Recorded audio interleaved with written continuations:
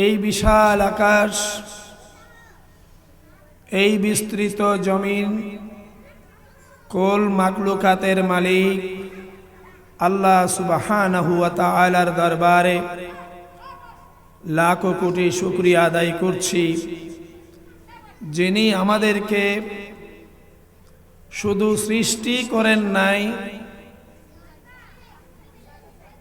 আমাদের পুরা জিন্দেগি কিভাবে পরিচালিত হবে, আমার ব্যক্তি জীবন, পারিবারিক জীবন, সামাজিক জীবন, রাষ্ট্রীয় জীবন, এমনকি আন্তর্জাতিক জীবন কিভাবে পরিচালিত হবে, তার জন্য আল্লাহর পক্ষ থেকে দেয়া হয়েছে এক চূড়ান্ত দলিল। যেই দলিলের ভিত্তিতে আমাদের সমগ্র জীবন পরিচালিত হবে, সেই দলিলের নাম হচ্ছে মুহাম্মদুর রাসূলুল্লাহ সাল্লাল্লাহু আলাইহি ওয়াসাল্লাম। আমার ব্যক্তি জীবন চলবে মুহাম্মদুর রাসূলুল্লাহ সাল্লাল্লাহু আলাইহি ওয়াসাল্লামের আদর্শের আলোকে, আমার পারিবারিক জীবন মুহাম্মদুর রাসূলুল্লাহ সাল্লাল্লাহু আলাইহি ওয়াসাল্লাম যেই রূপরেখা দিয়েছেন তার আলোকে, আমার সামাজিক জীবন, আমার রাষ্ট্রীয় জীবন, অর্থনৈতিক জীবন, রাজনৈতিক জীবন, সব কিছু চলবে মুহাম্মদুর রাসূলুল্লাহ সাল্লাল্লাহু আলাইহি ওয়াসাল্লামের দেয়া যে কাঠামো, যে রূপরেখা, তার ভিত্তিতে। তিনি হচ্ছেন আমাদের জন্য চূড়ান্ত দলিল, দলিলের উপর দলিল।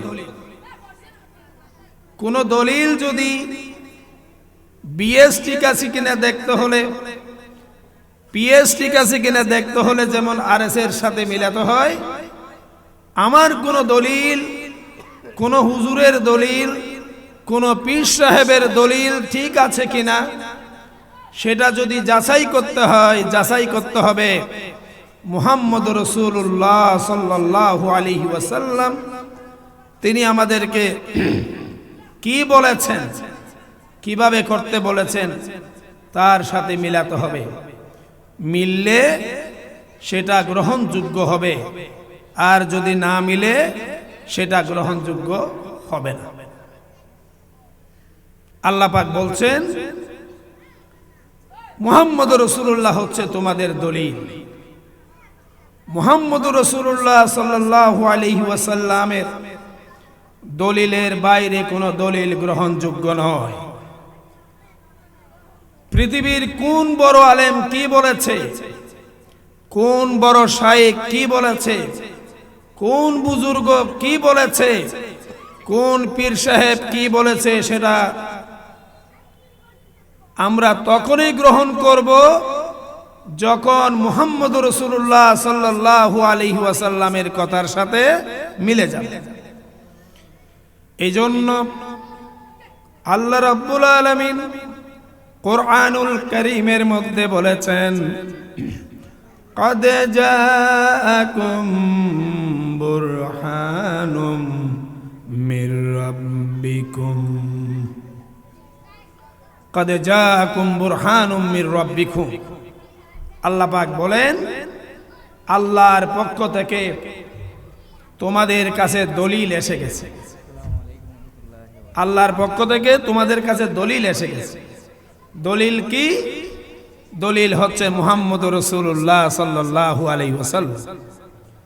এজন্য ইমামে আযম হযরতে আবু হানিফা রাহিমাহুল্লাহ তিনি বলেছেন যে জাল হাদিস আনিন নবী সাল্লাল্লাহু আলাইহি ওয়াসাল্লাম ফাহুয়া আলাল আইনি ওয়ার রাস। মুসলিমের কাছ থেকে যদি কোনো কথা আসে, কোনো মাসলা আসে, কোনো ফতোয়া আসে, সেটাকে আমি আমার মাথার উপর রাখবো, চোখের উপর রাখবো, সেটা নিয়ে কোনো প্রশ্ন করব না, প্রশ্ন করার অধিকার আমার নাই। জাল হাদিস আনিস সাহাবা ইকরাম রিদওয়ানুল্লাহি আলাইহিম আজমাইন লানুখতার যদি সাহাবা ইকরাম রিদওয়ানুল্লাহি আলাইহিম আজমাইনদের পক্ষ থেকে কোনো কথা আসে তাহলে সেটা আমি চোখ বুজে গ্রহণ করব না, সেটাকে আমি যাচাই করব যে আমার নবী এই কথাটা বলেছেন কিনা, সেটা আমি অবশ্যই যাচাই করব।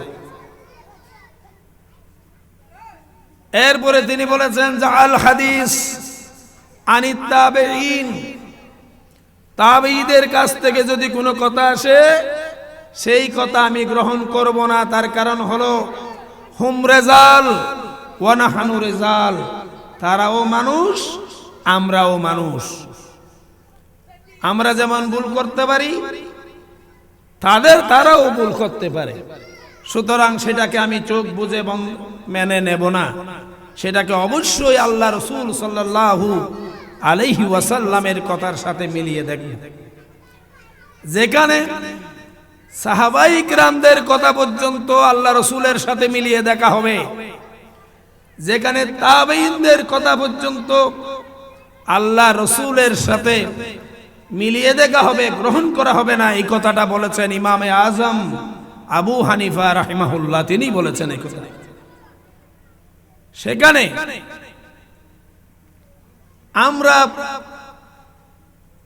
কিভাবে একজন হুজুর, একজন পীর সাহেব, একজন উলামা আলেমের কথা চোখ বুজে চোখ বন্ধ করে আমরা মেনে নেব, সেটা হতে পারে না। তার কারণ হচ্ছে দলিল হচ্ছে মুহাম্মদুর রাসূলুল্লাহ সাল্লাল্লাহু আলাইহি ওয়াসাল্লাম। আর মুহাম্মদ সাল্লাল্লাহু আলাইহি ওয়াসাল্লাম কোনো কথা নিজের থেকে বলেন না। মুহাম্মদ সাল্লাল্লাহু আলাইহি ওয়াসাল্লাম নিজের থেকে কোনো কথা বলেন নাই। মুহাম্মদ সাল্লাল্লাহু আলাইহি ওয়াসাল্লাম মা ইয়ানতিকু আনিল হাওয়া ইন হুয়া ইল্লা ইউহা, যে মুহাম্মদ সাল্লাল্লাহু আলাইহি ওয়াসাল্লাম নিজের থেকে কোনো কথা বলেন না, বরং তিনি যা বলেন তা হচ্ছে ওহী। তিনি যাই বলেন তাই ওহী, আল্লাহ যা বলতে বলেন তাই বলেন। এজন্য মুহাম্মদুর রাসূলুল্লাহ হচ্ছে চূড়ান্ত দলিল। কাদ জাকুম বুরহানুম মির রাব্বিকুম, আল্লাহর পক্ষ থেকে তোমাদের কাছে চূড়ান্ত দলিল এসে গেছে। এজন্য আমরা, আল্লাহ পাক আমাদেরকে এই ধরনের একজন পয়গম্বর দেওয়ার কারণে আমরা খুশি না বেজার? আমরা খুশি কি না? আমরা খুশি। এখন আমাকে বিষয় দেওয়া হয়েছে রাসূল সাল্লাল্লাহু আলাইহি ওয়াসাল্লামের প্রতি মুহাব্বত। আমরা রাসূল সাল্লাল্লাহু আলাইহি ওয়াসাল্লামকে কিভাবে মুহাব্বত করব? আমাদের মুহাব্বত, রাসূল সাল্লাল্লাহু আলাইহি ওয়াসাল্লামকে কিভাবে মুহাব্বত করতে হয়, এই কথাটা শিখতে হবে কার কাছ থেকে? প্রশ্ন হলো, আমি যে রাসূল সাল্লাল্লাহু আলাইহি ওয়াসাল্লামকে মুহাব্বত করব, সেটা আমি শিখব সাহাবায়ে কেরাম রিদওয়ানুল্লাহি আলাইহিম আজমাইন থেকে। হযরতে সাদ বিন আবি ওয়াক্কাস রাদিয়াল্লাহু তাআলা, তিনি ইসলাম গ্রহণ করলেন। তার মা বললেন, সাদ, তুমি কি ইসলাম গ্রহণ করেছো? হযরতে সাদ বললেন, হ্যাঁ, আমি ইসলাম গ্রহণ করেছি। মা অত্যন্ত রেগে গেলেন। হযরতে সাদ বিন আবি ওয়াক্কাস রাদিয়াল্লাহু তাআলা আনকে প্রশ্ন করলেন। তিনি তাকে বললেন, লা তা'মুত তুআমা ওয়ালা আশরাবুশ শারাবা হাত্তা তাতাফাররাকা মুহাম্মদ ওয়া দীনিহি। এই সাদ, শুনে রেখো, তুমি মুহাম্মদের ধর্ম গ্রহণ করেছো। লা তা'মুত তুআমা, আমি খানা পিনা খাবো না, ওয়ালা আশরাবু শারাবা, আমি কোনো পানীয় পান করব না, পানীয় খাবো না, হাত্তা তাতাফাররাকা মুহাম্মাদ ওয়া দীনিহি, যতক্ষণ পর্যন্ত তুমি মুহাম্মদের সঙ্গ ছেড়ে দাও নাই, মুহাম্মদকে ত্যাগ করো নাই, মুহাম্মদের ধর্মকে ত্যাগ করো নাই, ততক্ষণ পর্যন্ত আমি কোনো খাবার খাবো না, এমনকি কোনো পানীয় পান করব না। উনি খানাপিনা বন্ধ করে দিলেন। হযরতে সাদ রাদিয়াল্লাহু তাআলা আনহু, তার মা খানাপিনা বন্ধ করে দিলেন। উনি অনেক করে বুঝাতে লাগলেন, মা তুমি খাও, তুমি তো না খেলে মারা যাবে। উনি যতই বলছেন ততই মা জিদ করতেছেন। মায়ের ধারণা ছিল, আমি যদি খানাপিনা বন্ধ করে দিই, না খাই, আমার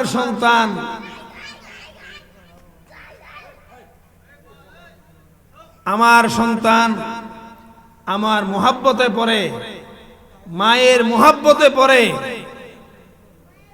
মুহাম্মদ সাল্লাল্লাহু আলাইহি ওয়াসাল্লামকে ছেড়ে দিবে, তার দিন ছেড়ে দিবে। এটাই ছিল তার কৌশল।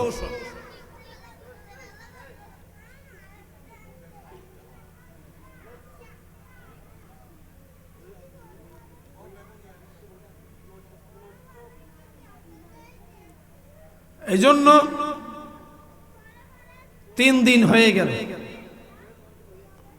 3 দিন হয়ে গেল খানাপিনা খায় না। মা অসুস্থ হয়ে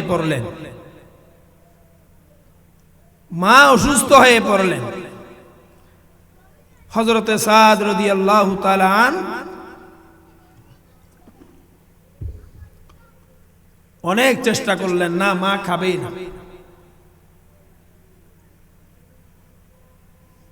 হযরতে সাদ রাদিয়াল্লাহু তাআলা আনহু তিনি আল্লাহ রাসূল সাল্লাল্লাহু আলাইহি ওয়াসাল্লামের দরবারে চলে গেলেন। আল্লাহ রাসূল সাল্লাল্লাহু আলাইহি ওয়াসাল্লামের দরবারে চলে গেলেন। আল্লাহ রাসূল সাল্লাল্লাহু আলাইহি ওয়াসাল্লাম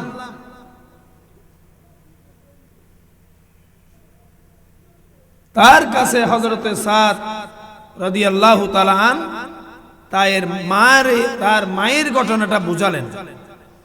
আমার মা 3 দিন ধরে খাবার খায় না, পানি খায় না, মৃত প্রায় মারা যাবার অবস্থা হয়েছে। ইয়া রাসূলুল্লাহ, আল্লাহর হাবিব সাল্লাল্লাহু আলাইহি ওয়াসাল্লামের চেহারা মুবারক মলিন হয়ে গেছে। কারণ এটা তো দুনিয়ার আর কেউ নয়, এটা তো মা। মার কষ্ট তো সহ্য করা যায় না। আর আল্লাহ রাসূল সাল্লাল্লাহু আলাইহি ওয়াসাল্লাম কি বলবেন, কি সমাধান দিবেন বুঝতেই পারছেন। বড় পেরেশান হয়ে গেলেন। এখন আল্লাহ রাসূল সাল্লাল্লাহু আলাইহি ওয়াসাল্লাম যখন পেরেশান হন, তখন সবচাইতে বেশি খারাপ লাগে কার? আল্লাহ। হাবিব পেরেশান হবে, আল্লাহ পাক এটা সহ্য করতে, আল্লাহ পাক সেটা সহ্য করতে পারেন না। উনি পেরেশান হয়ে গেলেন। আল্লাহ রাব্বুল আলামিন হযরত জিবরাইলকে বললেন, জিবরাইল যাও আমার হাবিবের কাছে যাও, আমার পক্ষ থেকে সিদ্ধান্ত শোনাইয়া দাও। আল্লাহর নবী হযরত জিবরাইল আল্লাহর নবীর কাছে ওহী নিয়ে আসলেন। হযরত জিবরাইল আল্লাহর হাবিবকে শোনাইয়া দিলেন, ওয়া ওয়াসাইনাল ইনসানা বিওয়ালিদাইহি হুসনা ওয়া ইন জাহাদাকা লিতুশরিকা বি মা লাইসা লাকা বিহিমুল ইলম ফালা তুতিহুমা। আল্লাহ রাব্বুল আলামিন বললেন, আমি দুনিয়ার সমস্ত মানুষকে এই মর্মে আদেশ করেছি, তোমরা তোমাদের বাবা মায়ের প্রতি ভালো আচরণ করবে, সুন্দর আচরণ করবে, অমান্য করবে না, বেয়াদবি করবে না। কিন্তু তারা যদি তোমাকে আমি আল্লাহর সাথে শিরক করতে, শরীক করতে বাধ্য করে, তাহলে কোনো অবস্থায় তাদের কথা মানা যাবে না। আল্লাহ পাক যারা কান্না করে দূরে নিয়ে যাও না, মুশকিল করতেছে। আল্লাহ পাক ওহী নাজিল করলেন, আমি সমস্ত মানুষকে এই মর্মে আদেশ করেছি যে তোমরা অবশ্যই মা বাবার সাথে ভালো ব্যবহার করবে, সুন্দর আচরণ করবে। ওয়াইন জাহাদাকা লিতুশরিকা বিহি, কিন্তু তারা যদি তোমাকে আমার সাথে শরীক করতে বলে, শিরক করতে বলে, ফালা তুতিহুমা, তাদের কথা মানা যাবে না। এই কথা শোনার পর হযরত সাদ রাদিয়াল্লাহু তাআলা তিনি বাড়িতে ফিরে আসলেন। তার মাকে বললেন, মা তুমি তো বড্ড অসুস্থ হয়ে পড়েছ, তুমি খাও, তুমি পান করো, নাইলে তো তুমি মারা যাবে, নাইলে তুমি। এই কথা বলাতে মা আরো জিদ ধরেছে। মা মনে করেছে হয়তো ছেলে আমার মায়ায় পড়ে মুহাম্মদকে ছেড়ে দিবে, তার দিন ছেড়ে দিবে। কিন্তু বিষয়টা সেরকম নয়। তাম পৃথিবী ছাড়া যাবে, মুহাম্মদ রাসূলুল্লাহকে ছাড়া যাবে না। তাম পৃথিবী ছাড়া যাবে, আল্লাহর দ্বীন ছাড়া যাবে না। হযরত সাদ রাদিয়াল্লাহু তাআলা তার মায়ের ডান কাঁধের উপর তার হাতটা রাখলেন, এভাবে হাতটা রাখলেন। এবার মাকে বললেন, লাউ কানাত লাকি মিআতা নাফসান উখরাজাত নাফসান নাফসা মা তারাকতু মুহাম্মদ ওয়া দীনিহি। আমার সন্তান শুনে রাখো, তুমি বলেছো তুমি মারা যাবে, তবু খাবে না। তোমার দেহের ভিতরে একটা প্রাণ আছে, তোমার দেহের ভিতরে একটা প্রাণ আছে। শুধু তোমার এই দেহের ভিতরে একটা নয় 100টা যদি প্রাণ থাকে, আর একটা একটা করে সবগুলো প্রাণ বের হয়ে যায়, তবু আমি মুহাম্মদ এবং তার দিন ছাড়তে পারবো না। প্রাণ আছে কয়টা? প্রাণ আছে কয়টা? একটা। তুমি বলছো আমি মারা যাব, তবু খাবো না। মা, তোমার এই দেহে যদি একটা নয় 100টা প্রাণও থাকে, আর একটা একটা করে সবগুলো প্রাণ বের হয়ে যায়, বের হয়ে যাবে, আমি আমার আমি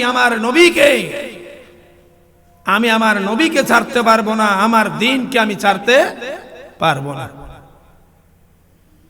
এরপরে হযরতে সাদ রাদিয়াল্লাহু তাআলা তার মাকে বললেন, ইনশে তাকুলি ওয়া ইনশে লা তাকুলি মা তারাকতু হাযাদ দীনি শাইয়্যা। ও মা, তোমাকে আমি অনুরোধ করছি, খাও।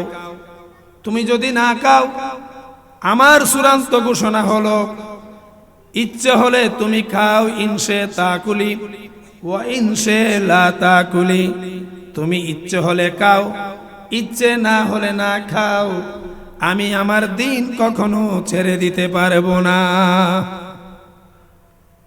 এর নাম নবীর প্রতি মুহাব্বত, এর নাম নবীর প্রতি মুহাব্বত। আমি তোমাকে ছাড়তে পারবো, কিমু আমার নবীকে আমি ছাড়তে পারবো না, আমার দিন আমি ছাড়তে পারবো না। মা বুঝে গেলেন জিদ ধরে আর লাভ হবে না। হযরত সাদ রাদিয়াল্লাহু তাআলা আন থেকে আল্লাহর হাবিবের কাছ থেকে, আল্লাহর হাবিবের সোহবত থেকে তাকে ছেড়ে নেওয়া যাবে না, এটা তিনি বুঝতে পারলেন। মা এবার বললেন, বাবা কি পেয়েছো মুহাম্মদের ভিতরে? জীবন ছাড়বে, মা ছাড়বে, বাবা ছাড়বে, কিন্তু মুহাম্মদকে ছাড়বে না, তার দিন ছাড়বে না। আমাকে একটু মুহাম্মদের কাছে নিয়ে যাও, আমাকে পড়িয়ে দাও লা ইলাহা ইল্লাল্লাহু মুহাম্মাদুর রাসূল। মা নিজেও মুসলমান হয়ে গেলেন। সুবহানাল্লাহ। বদরের যুদ্ধে আবু বকর সিদ্দিক, আপনারা জানেন বদরের যুদ্ধ হলো ইসলামের প্রথম যুদ্ধ, মারাত্মক যুদ্ধ। আল্লাহ রাসূল সাল্লাল্লাহু আলাইহি ওয়াসাল্লামের পক্ষে গেলেন যুদ্ধ করতে হযরত আবু বকর সিদ্দিক রাদিয়াল্লাহু তাআলা আনহু এবং তার সন্তান আব্দুর রহমান, হযরত আবু বকর সিদ্দিকের সন্তান আব্দুর রহমান, তিনি গেলেন আবু জাহেলের পক্ষে। প্রচন্ড যুদ্ধ শুরু হয়ে গেল। যুদ্ধ শেষ হয়ে গেল, মুসলমানেরা যুদ্ধের মধ্যে জয়লাভ করলেন, জিতে গেলেন, আর কাফেরেরা পরাজিত হল। 300 জন মুসলমান, 313 জন মুসলমান জয়লাভ করলো 1000 কাফেরের উপরে। যুদ্ধ শেষ হয়ে যখন ফিরে আসলেন, হযরতে আবু বকর সিদ্দিক রাদিয়াল্লাহু তাআলা আনহু তাকে তার সন্তান আব্দুর রহমান বললেন, আব্বা, যুদ্ধের ময়দানে, বদরের যুদ্ধের ময়দানে আমি আপনাকে 3 বার দেখেছি। আমি বাবা বলে আপনাকে আমি হত্যা করি নাই, কতল করি নাই, আমি 3 বার দেখেছি। হযরতে আবু বকর সিদ্দিক রাদিয়াল্লাহু তাআলা তার সন্তান আব্দুর রহমানকে বললেন, ও আব্দুর রহমান, শোনো, জিহাদের ময়দানে তুমি 3 বার আমাকে দেখেছো, বাবা বলে ছেড়ে দিয়েছো। আমি আবু বকর যদি একবার তোমাকে জিহাদের ময়দানে দেখতাম, আল্লাহর কসম করে বলি তোমাকে আমি তরবারি দিয়ে দ্বিখণ্ডিত করে দিতাম। একবার যদি তোমাকে দেখতাম, এই তরবারির আঘাতে তোমাকে আমি দ্বিখণ্ডিত করে ফেলতাম। আমি সন্তানের মায়া দেখতাম না, তার কারণ হলো তুমি আল্লাহর নবী, আল্লাহর হাবিবের বিরুদ্ধে যুদ্ধ করতে গেছো।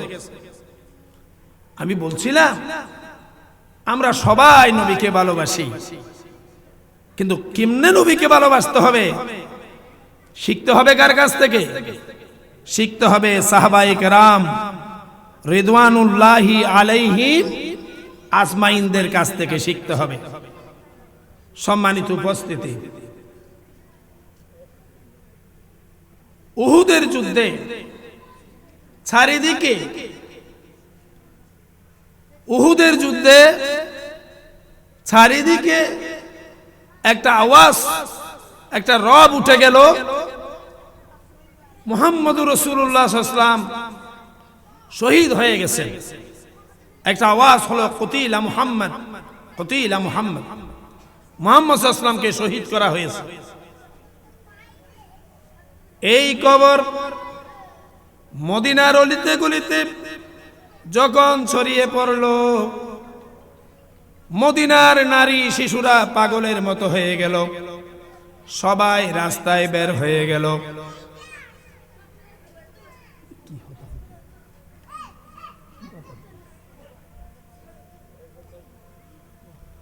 ফাতেমা নামের এক বুড়ি মহিলা, নাম ফাতেমা। ওই মহিলা পাগলের মতো ছুটে যাচ্ছে উহুদের দিকে। আল্লাহর নবী কতল হয়ে গেছে, আমরা কেন বেঁচে রইলাম? কিভাবে আল্লাহর নবীকে জবাব দিব, কিভাবে আল্লাহর কাছে জবাব দিব? दिन की सूरज डूब रही है, दिन की सूरज डूब रही है, हम लोगों की सामने रोजे महशर क्या जवाब है मुस्तफा की सामने।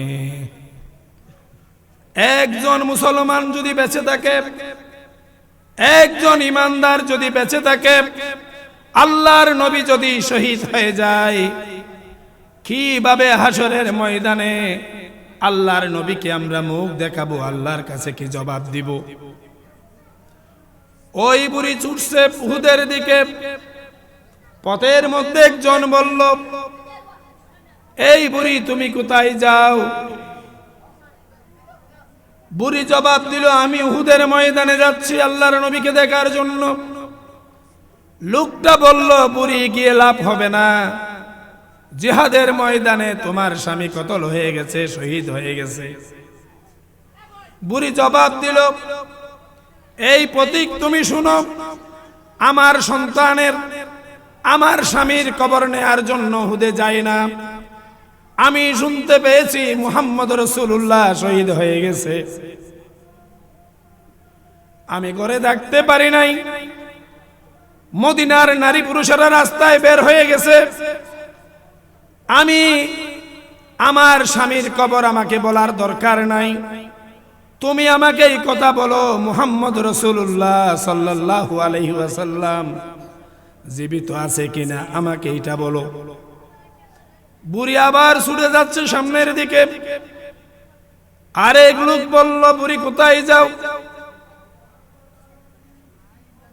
বুড়ি বলল, আমি উহুদের ময়দানে যাচ্ছি। লোকটা বলল, গিয়ে কি লাভ হবে, তোমার সন্তান তো উহুদের ময়দানে শহীদ হয়ে গেছে। বুড়ি কি জবাব দিলেন, সন্তানের কবর নেওয়ার জন্য উহুদের ময়দানে যাই না, আমি উহুদের ময়দানে যাচ্ছি এই জিনিস দেখার জন্য, এই কবরের জন্য আল্লাহর হাবিব এখনো জীবিত আছে কিনা। বুড়ি ছুটতে ছুটতে উহুদের ময়দানে চলে গেল। একদিকে একটা লোকের চটলা দেখতে পেলেন। বুড়ি সেইখানে গিয়ে দেখছেন আল্লাহর হাবিব জীবিত আছে। নবীজি সাল্লাল্লাহু আলাইহি ওয়াসাল্লাম বুড়িকে তার স্বামী হারাবার জন্য, তার ছেলে হারাবার জন্য সান্ত্বনা দিতে লাগলেন। ওই বুড়ি আল্লাহর হাবিবকে বললেন, ইয়া রাসূলুল্লাহ, সন্তানের কবর নেওয়ার জন্য উহুদের ময়দানে আসি নাই, স্বামীর কবর নেওয়ার জন্য উহুদের ময়দানে আসি নাই। আমি শুনতে পেয়েছি আল্লাহর নবী শাহাদাত বরণ করেছে। ইয়া রাসূলুল্লাহ, আপনাকে জীবিত দেখে আল্লাহর কসম আমি সন্তান হারা বেদনা, স্বামী হারা বেদনা আমি ভুলে গিয়েছি। সন্তান চাই নাই, স্বামী চাই নাই, আল্লাহর হাবিবের প্রতি ভালোবাসা। আমি আল্লাহর হাবিব, আপনার কবর নেয়ার জন্য আমি এসেছি, সন্তানের কবর নেয়ার জন্য আমি আসি নাই, স্বামীর কবর নেয়ার জন্য আমি আসি নাই। আমি আপনাকে জীবিত দেখেছি ইয়া রাসূলুল্লাহ, আমি আমার সন্তান হারা বেদনা, স্বামী হারা বেদনা আমি ভুলে গিয়েছি। আমার আর মনে কোনো দুঃখ নাই, আল্লাহর হাবিব এখনো বেঁচে আছে। এইভাবে করে আল্লাহর হাবিবের প্রতি ভালোবাসা আমাদের থাকতে হবে। আল্লাহর হাবিবের প্রতি ভালোবাসার কারণে স্ত্রীরা বিধবা হয়েছে, পুরুষ স্ত্রী হারা হয়েছে, সন্তান বাবা হারা হয়েছে, একমাত্র আল্লাহর হাবিবকে ভালোবেসে। এজন্য আল্লাহর হাবিব সাল্লাল্লাহু আলাইহি ওয়াসাল্লাম বলেন, লা ইউমিনু আহাদুকুম হাত্তা আকুনা হাব্বা ইলাই মিন ওয়ালিদিহি ওয়া ওয়ালাদিহি ওয়ান নাসি আজমাইন। ওই ব্যক্তি ততক্ষণ পর্যন্ত ঈমানদার হতে পারবে না যতক্ষণ না আমি আল্লাহ রসুলের প্রতি তোমাদের মোহাব্বত, তোমাদের বাবা, তোমাদের মা, তোমাদের সন্তান, এমনকি দুনিয়ার সব মানুষের চাইতে যতক্ষণ পর্যন্ত আমার মোহাব্বত তোমার বেশি হবে না ততক্ষণ পর্যন্ত ঈমানদার হতে পারবে না।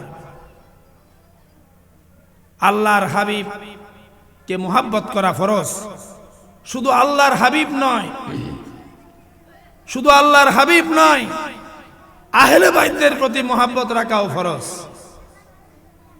শুধু আল্লাহর হাবিবকে নয়, আল্লাহর হাবিবের আওলাদ আহলে বাইতের প্রতি মোহাব্বত রাখতে হবে। কারণ এই কথাটাও বলে দিয়েছেন আল্লাহ রাব্বুল আলামিন। আল্লাহ রাব্বুল আলামিন বলেন, কুল লা আসআলুকুম আলাইহি আজরান ইল্লাল মাওয়াদ্দাতা ফিল কুরবা। হে হাবিব, আপনি বলে দেন, কুল লা আসআলুকুম আলাইহি আজরান, আমি তোমাদের কাছে কোনো পুরস্কার চাই না। এই যে তোমাদের জন্য তো কষ্ট করছি, এর জন্য তোমাদের কাছে কোনো বিনিময় আমি চাই না। কি চাই? ইল্লাল মাওয়াদ্দাতা ফিল কুরবা, তোমরা আমার আহলে বাইতদেরকে মোহাব্বত করবে। এই কথাটার নির্দেশ দিয়েছে কে? আল্লাহ বলেছেন। আপনি এটা বলে দেন, তাহলে আহলে বাইতদের প্রতি মোহাব্বত রাখা কি ফরজ? ইমাম শাফিঈ এই কথাটা সুন্দর করে বলেছেন। ইমাম শাফিঈ রাহিমাহুল্লাহ বলেন, ইয়া আহলা বাইত রাসূলিল্লাহি হুম্বুকুম ফারদুম মিনাল্লাহি ফিল কুরআনি আনজালাহু ইয়াকফিকুম মিন আযীমিল কদরি ইন্নাকুম মান লাম ইউসাল্লি আলাইকুম লা সালাতা লাহু। ইমাম শাফিঈ রাহমাতুল্লাহ আলাইহি বলেন, হে আহলে বাইত, ফরজ তোমাদের ভালোবাসা, নাজিলকৃত কোরআনে তাহা হয়েছে যে লেখা, তোমাদের প্রতি সম্মান কবু শেষ হবার নয়, তোমাদের উপর দুরূদ বিনে নামাজ নাই হয়। ইমাম শাফিঈ রাহমাতুল্লাহ আলাইহি বলেন, হে আহলে বাইত, তোমাদেরকে ভালোবাসা আল্লাহ কুরআনুল কারীমের মধ্যে ফরজ করে দিয়েছে। তোমাদের সম্মান কোনোদিন শেষ হবে না, আর তোমাদের প্রতি যারা দুরূদ পড়বে না তাদের নামাজ হবে না। এজন্য আমরা নামাজের মধ্যে কি পড়ি? আল্লাহুম্মা সাল্লি আলা মুহাম্মদ ওয়া আলা আলি মুহাম্মদ কামা সাল্লাইতা আলা ইব্রাহিম ওয়া আলা আলি ইব্রাহিম ইন্নাকা হামিদুম মাজিদ। আল্লাহুম্মা বারিক আলা মুহাম্মদ ওয়া আলা আলি মুহাম্মদ কামা বারাকতা আলা ইব্রাহিম ওয়া আলা আলি ইব্রাহিম ইন্নাকা হামিদুম মাজিদ। এই দুরূদ আমরা পড়ি না? এই দুরূদ পড়া ছাড়া কি নামাজ হবে? এজন্য ইমাম শাফিঈ বলছেন, মাল্লাম ইউসাল্লি আলাইকুম লা সালাতা লাহু, আপনাদের উপর যারা দুরূদ পড়বে না তাদের নামাজ কবুল হবে না। সম্মানিত উপস্থিতি, আব্দুল্লাহ ইবনে মুবারক, হযরত আব্দুল্লাহ ইবনে মুবারক, তিনি হলেন জগৎ বিখ্যাত একজন আলেম। তিনি হলেন ইমাম আবু হানিফা রাহিমাহুল্লাহর ছাত্র, বিশ্ববিখ্যাত তিনজন ছাত্র, ইমামে আজম আবু হানিফা রহমতুল্লাহ আলাইহি, তার একজন হচ্ছেন ইমাম মুহাম্মদ রহমতুল্লাহ আলাইহি, ইমাম আবু ইউসুফ রহমতুল্লাহ আলাইহি, আব্দুল্লাহ ইবনে মুবারক। আব্দুল্লাহ ইবনে মুবারক হজে যাবেন। এই চলে এইগুলো তিনি হজে যাবেন, টাকা পয়সা জোগাড় করলেন, টাকা পয়সা জোগাড় করলেন। এখন উনার সাথে আরো কিছু লোক হজে যাবেন। নির্দিষ্ট সময় আসলো, হযরতে আব্দুল্লাহ ইবনে মুবারক রাহমাতুল্লাহ আলাইহি তাদেরকে নিয়ে হজের উদ্দেশ্যে যাত্রা করলেন। তখন তো হেঁটে যাইতো। অনেক দূর যাওয়ার পরে সন্ধ্যা নেমে আসলো, ওনারা এক জায়গায় তাঁবু টাঙালেন, রাত্রি যাপন করবেন। মাগরিবের সময় একটু একটু অন্ধকার।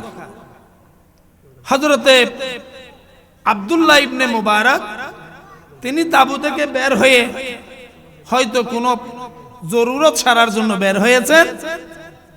তিনি দেখতে পেলেন একজন মহিলা, বুরকা পরিহিত একজন মহিলা একা একা যাচ্ছে। হযরতে আব্দুল্লাহ ইবনে মুবারক তিনি চিন্তা করলেন, একা একাই মহিলা কোথায় যায়। তিনি উনাকে লক্ষ্য করে হাঁটতে লাগলেন। তিনি দেখতে পেলেন মহিলাটা কিছু দূর যাওয়ার পর একটা মরা গাদা, ওই গাদার শরীর থেকে কিছু মাংস কেটে নিলেন। কেটে নিয়ে ব্যাগে ভরে উনি আবার হাঁটা দিলেন। হযরতে আব্দুল্লাহ ইবনে মুবারক তার পিছনে পিছনে গেলেন। দেখেন যে উনি একটা তাঁবুর মধ্যে ঢুকে গেছে। গোশতগুলো কাটতেছেন, রান্না করবে। হযরত আব্দুল্লাহ ইবনে মুবারক দেখলেন একে তো মরা, দ্বিতীয়ত গাদা, দুটাই হারাম। এই মহিলা মরা গাদার মাংস কেটে এনে কেন রান্না করতেছে? ওই মহিলাকে বললেন, আপনি এটা কি করলেন? একটা মরা গাদা, তার মাংস এনে আপনার হারাম খাওয়াচ্ছেন আপনার ছেলে মেয়েদেরকে।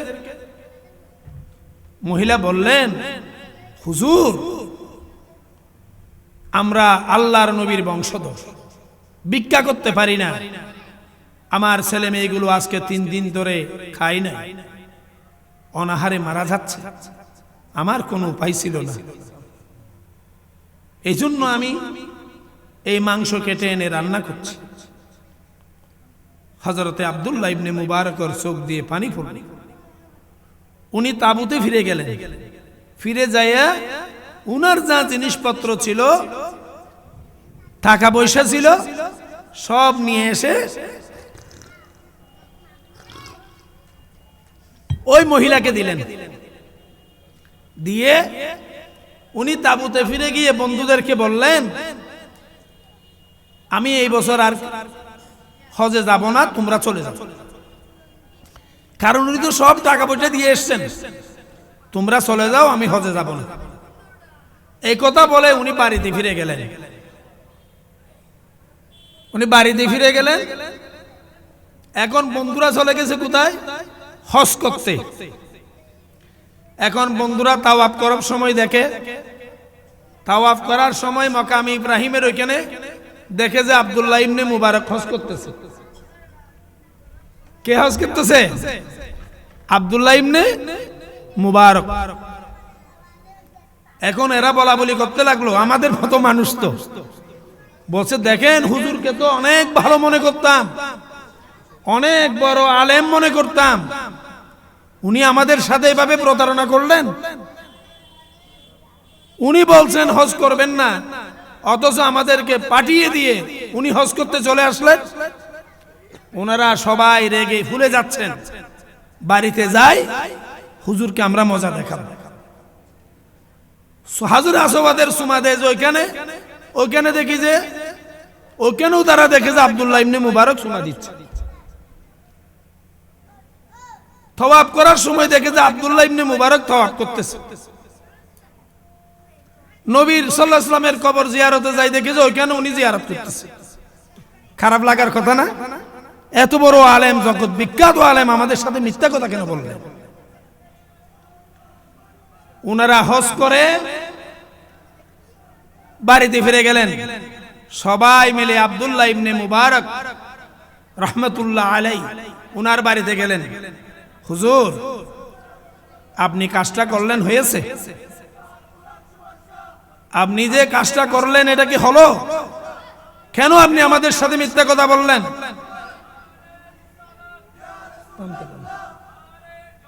হযরতে আব্দুল্লাহ ইবনে মুবারক তিনি বললেন, আমি হজ করতে যাই নাই, আমি হজ করতে যাই নাই। বলে যে না, আপনাকে আমরা হজের মধ্যে এখানে দেখেছি, এই এই জায়গায় দেখেছি। আচ্ছা দেখেছি বলছে, এখন ওনার টেনশন আছে না? কি ব্যাপার, আমি হজ করতে যাই নাই, আমাকে তারা দেখেছে বলছে, এটা কি রকম কথা হতে পারে? উনি টেনশনে পড়ে গেলেন। টেনশনে উনি ঘুমিয়ে পড়লেন। উনি ঘুমিয়ে পড়লেন। ঘুমের মধ্যে দেখতেছে আল্লাহ রাসূল সাল্লাল্লাহু আলাইহি ওয়াসাল্লাম এসে হাজির। আল্লাহ রাসূল সাল্লাল্লাহু আলাইহি ওয়াসাল্লাম এসে হাজির। আব্দুল্লাহ ইবনে মুবারককে জিজ্ঞেস করলেন, আব্দুল্লাহ, তোমাকে তো পেরেশান মনে হচ্ছে কেন? তোমাকে তো পেরেশান মনে হচ্ছে কেন? হযরতে আব্দুল্লাহ ইবনে মুবারক বলছেন, ইয়া রাসূলুল্লাহ, আমি শেষ করে দিচ্ছি, একটু কথা শুনুন। হযরতে আব্দুল্লাহ ইবনে মুবারক বলছে, ইয়া রাসূলুল্লাহ, আমি পেরেশান এই কারণে, আমি তো হজ করতে যাই নাই, আমি হজ করতে যাই নাই। আমার বন্ধুরা আমাকে মিথ্যাবাদী বলছে, তারা নাকি আমাকে সেখানে দেখেছে। এই কথা শোনার পরে আল্লাহর হাবিব সাল্লাল্লাহু আলাইহি ওয়াসাল্লাম আব্দুল্লাহ ইবনে মুবারককে বললেন, আব্দুল্লাহ, ওরা যে বলছে তোমাকে দেখেছে, হাজরে আসওয়াদের পাশে দেখেছে, মকাম ইব্রাহিমের পাশে দেখেছে, তাওয়াফ করতে দেখেছে, ওরা সত্যি সত্যি তোমাকে দেখেছে, ওরা মিথ্যা বলছে না, ওরা সত্যি সত্যি তোমাকে দেখেছে। আব্দুল্লাহ ইবনে মুবারক বললেন, ইয়া রাসূলুল্লাহ, কিভাবে সম্ভব? আল্লাহর হাবিব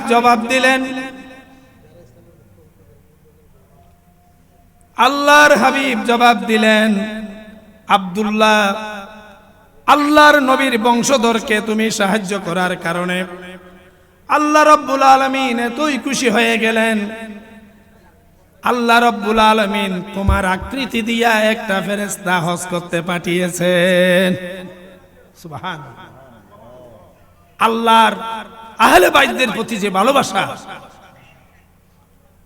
আল্লাহর হাবিব আরো বললেন, আব্দুল্লাহ, ওই ফেরেশতা শুধু এইবার তোমার জন্য হজ করবে না, কিয়ামত পর্যন্ত যত হজ সংগঠিত হবে, কিয়ামত পর্যন্ত এই ফেরেশতা তোমার হয়ে হজ আদায় করবে।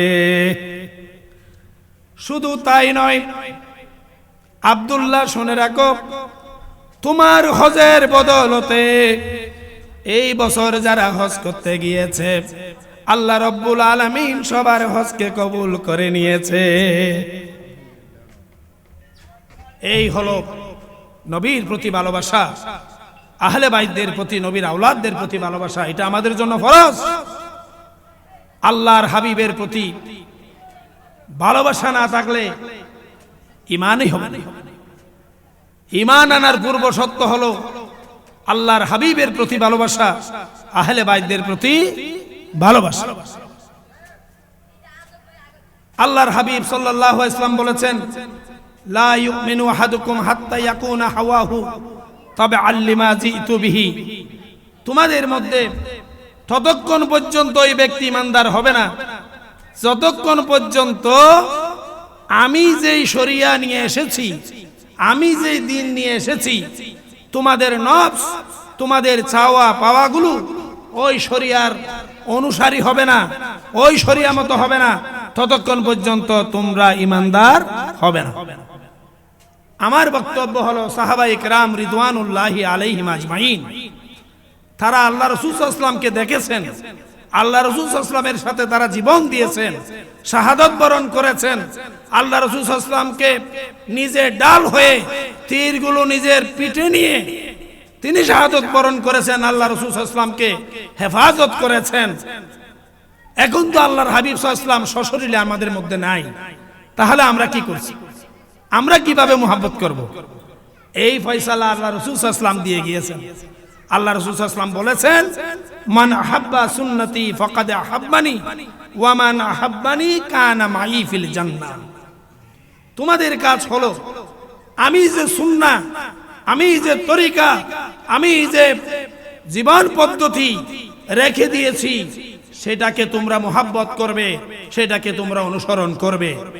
আর আমার সুন্নাহকে যারা মুহাব্বত করবে তারাই আমাকে মুহাব্বত করবে, তারাই আমাকে মুহাব্বত করলো।